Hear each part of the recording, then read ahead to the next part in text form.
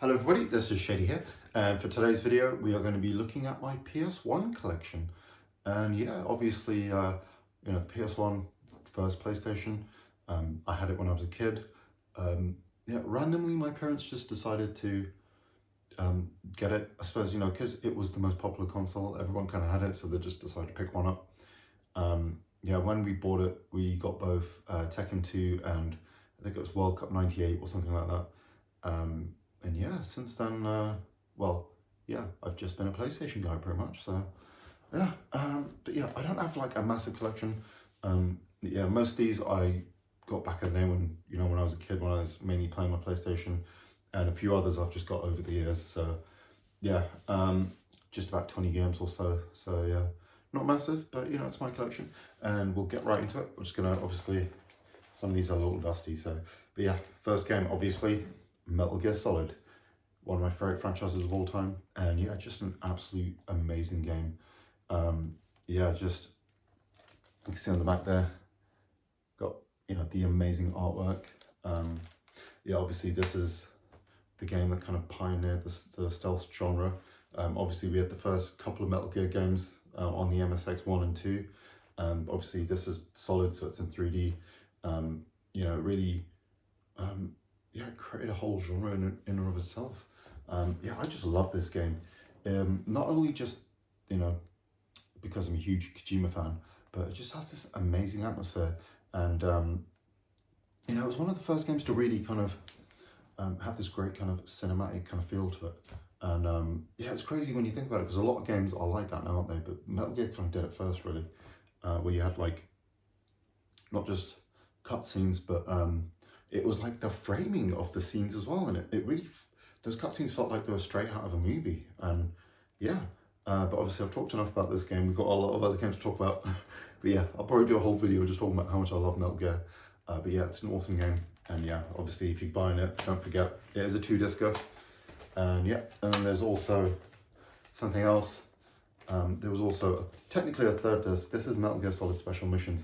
So this is basically a load of the VR missions and some extra bonus content, essentially. This, I guess, is what would be DLC nowadays, essentially, but it's sold as a separate disc. You need to have the original Metal Gear Solid. I think, yeah, you need the disc from the original game. I think you put in the original Metal Gear Solid and then you switch into this or something. I can't remember quite how it works, but yeah, this is obviously just a single disc. And yeah, it's just a bunch of cool extra missions. And as you can see on the front, you get to play as the ninja, which is cool. Yeah, just a lot of fun. If you enjoyed Metal Gear Solid and the VR missions in the base game, just got more of them here, so that's really cool. Next up, obviously, my #1 franchise of all time. I'm sure regular listeners of the channel know this already, or viewers, whatever. I guess you can listen and view at the same time. But yeah, obviously, Resident Evil. And this is the PAL version, not the original. Bit of a beat up copy. And yeah, this is obviously the original game. From what I remember, this is the one that doesn't have the auto aim. Obviously, this is version 1. Still really cool. Because yeah, the auto aim, does help. But it's not too hard without it anyway. And yeah, just a legit classic. Obviously, the first game in the series kind of helped pioneer survival horror, even though Alone in the Dark came before. But yeah, great game. And obviously, we also have, this is the director's cut, which is interesting because, yeah, as you can see, it comes with a demo with Resident Evil 2, which is cool. The demo's right there. This one has the auto aim and the arranged mode as well. And it was weird because this was sold as a director's cut. The whole selling point was that the opening cutscene was going to be uncut, but apparently that never happened in the end. But yeah, still cool, and you got to play Resident Evil 2. It was kind of, because the delay of 2, this was kind of like to hold people off, basically. So, but yeah, awesome game. And obviously after 1 came 2, which is awesome. Yeah, just have this version. There was also like the DualShock version. We never got it over here. It was released in Japan and North America. But yeah, still a cool game anyway. And obviously, yeah, you need to make sure you have both discs. I don't have the manual, unfortunately. And then yeah, after that, we got Resident Evil 3 Nemesis, one of my absolute favorites. This is like one of my the pride of my collection away, because I managed to get this for £3.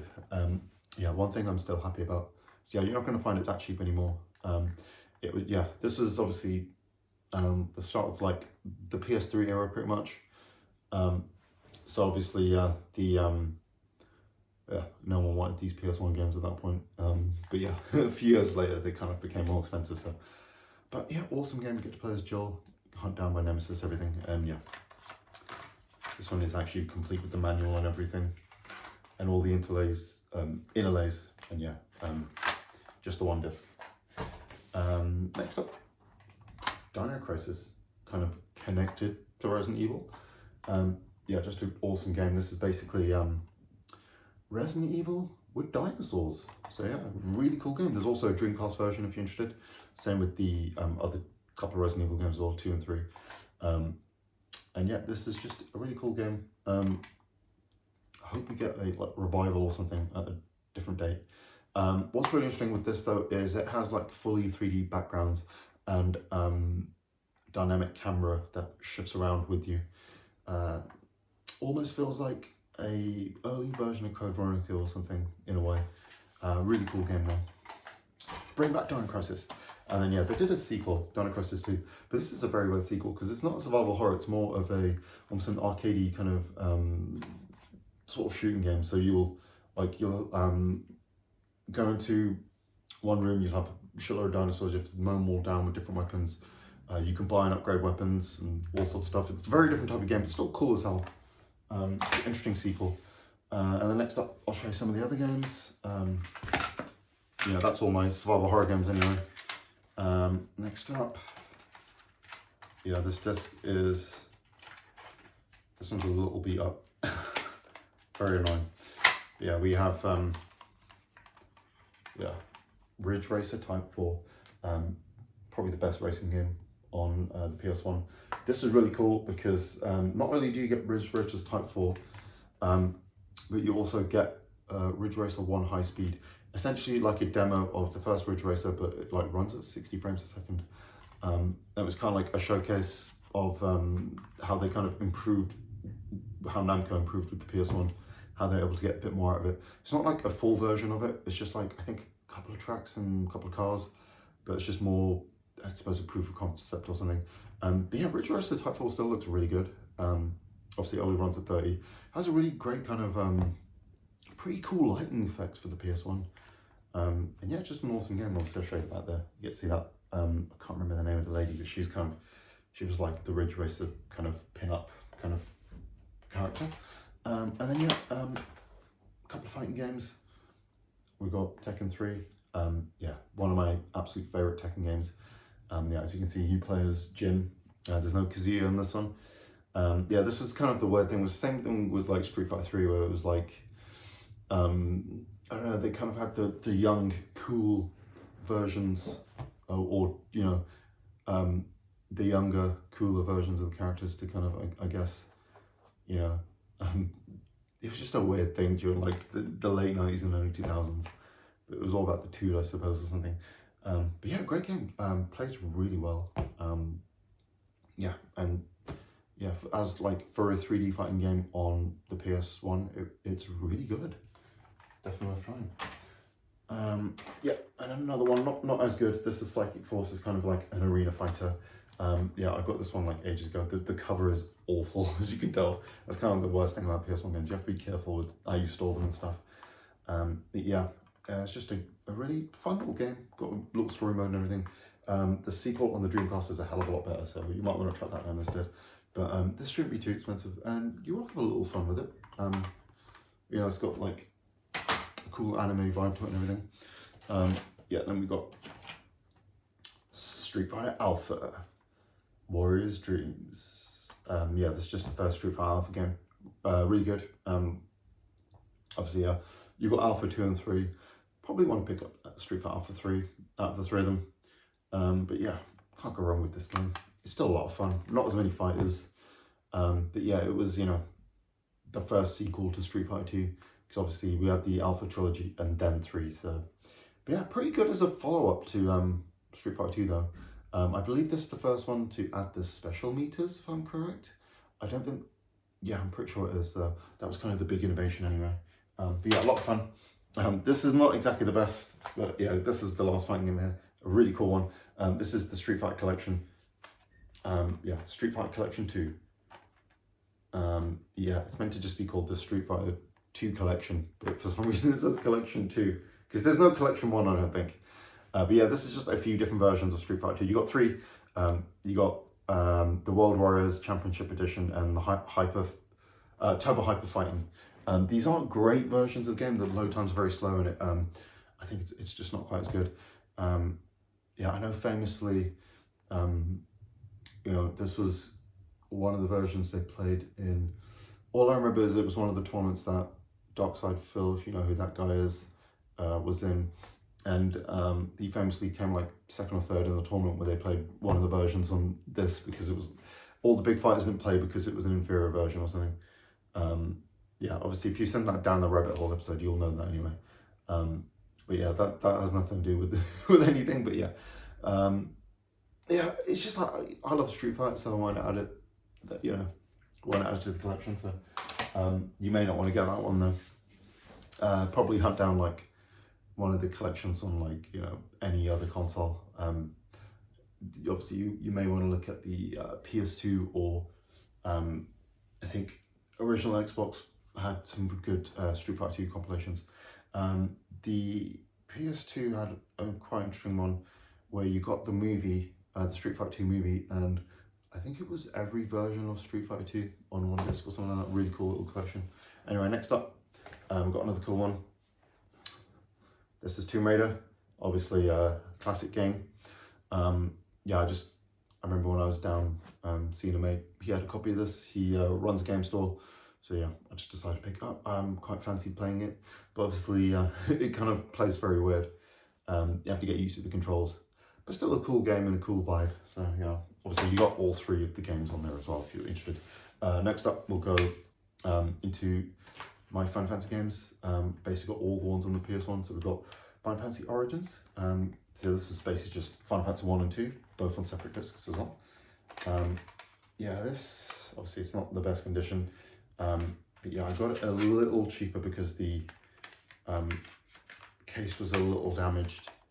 But yeah, these Final Fantasy compilations will cost you a little bit more on PS1. Next up, we've got Anthology.